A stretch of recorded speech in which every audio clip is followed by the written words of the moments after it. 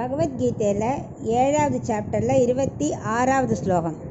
வேதாகம் சமத்தீதானி வர்த்தமானானி சார்ஜுன பவிஷ்யானி ச பூதானி மாம் தூ வேதன கஷ்டன. இப்போ இதுக்குள்ளே அர்த்தத்தை பார்க்கலாம். அர்ஜுனன் கேட்குறார், எங்கள் காலத்தில் இந்த பீரியடில் மட்டும்தான் உன்னை யாரும் நெருங்கலையா, இல்லை எந்த காலத்துலேயும் உங்கள்கிட்ட ரொம்ப வருது இல்லையா அப்படின்லாம் கேட்குறான். அப்போ இவர் சொல்கிற, ஏன்னா உன்னை பற்றி இந்த காலத்தில் அறிஞ்சிக்கலையா, இல்லை எந்த காலத்துலேயுமே அவள் அறிஞ்சிக்கிறது இல்லையா அப்படின்னு கேட்குறான். அதுக்கு பகவான் பதில் சொல்கிறார், நான் முக்காலத்தையும் அறிகிறேன்.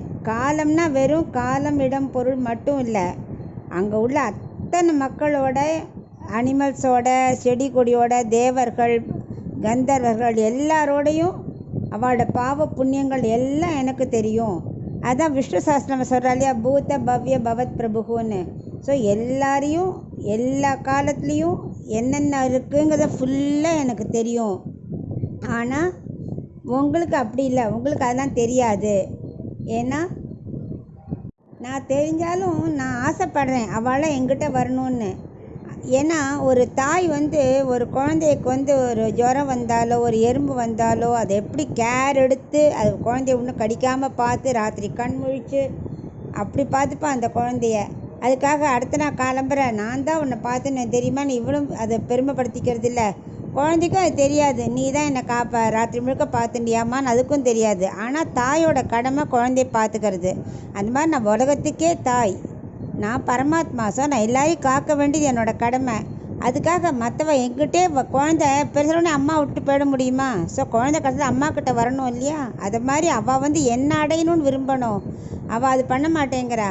உலக ஒரு விஷயத்துக்காக யாரெல்லாமோ வேண்டின்ட்டு அது கிடச்ச உடனே அதே போதும் சுகமாக இருக்கா. ஆனால் அவளுக்கு என்ன தெரியல, அந்த சக்தியை கொடுக்கறதும் நான் தான், அவளால் முடியாது, அதுக்குள்ளது நான் தான். அதுக்கு டைரெக்டாக என்னை கூட அவள் கேட்டு பண்ணலாமே, அது புரிஞ்சிக்க மாட்டேங்கிறா அவள். ஸோ அவள் என்ன பண்ணுறா, அல்ப பலன். இத்தனைக்கும் அது ரொம்ப அடையிறது கஷ்டம். எவ்வளோ யாகம் பண்ணணும், வர்ணன பகவானை வேண்டிக்கணும்னா யாகம் பண்ணணும், குழந்தை பிறக்கணும்னா யாகம் பண்ணணும், எல்லாம் எவ்வளோ கஷ்டப்பட்டு ப்ரே பண்ணணும் தேவர்கள்ட்ட. கஷ்டமான வழி வேறு, அதுவும் அல்ப பலன். அது கொஞ்ச நாள் எல்லாம் போயிட போகிறது. அதுக்கு போய் அவள் எவ்வளோ பிரயத்தனை பண்ணுறா. அதுக்கு மேலே எங்கிட்ட பக்தியை செலுத்தி சரணாகதி அடைஞ்சிட்டா நிரந்தரமான மிக உயர்ந்த பலனை தரேனே. அது பக்தர்களுக்கு தெரிய மாட்டேங்கிறது. ரொம்ப ஞானிகள் வேறு. அதுக்காக எல்லோரும் அம்மா பார்த்துப்பான்னு விட முடியாது. அம்மா பார்த்துப்பா, அதை அடையிறதுக்கு குழந்தைகளும் பெருசாக போக முயற்சி பண்ணணும்.